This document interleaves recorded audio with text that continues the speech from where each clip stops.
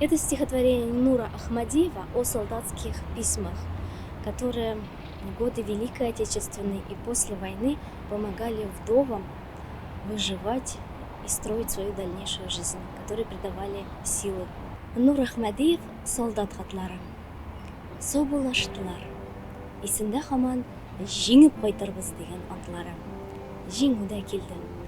Тик үзегенә кире кайтмады.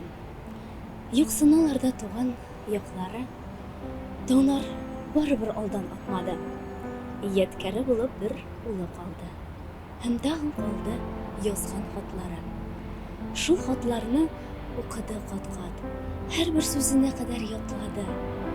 Күпме йокысыз төннең шаһиты, күз яше сеңгән солдат хатлары. Ничә ел борчып йөрделәр, ишеккә килеп әрсез ятлары.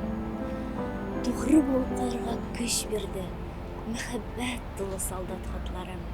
Булды аның да бутыл язмыштан, буйыгып башын игән чаклары. Горур бул җаным дип дәшә һәр чак, саргаеп беткән солдат хатлары.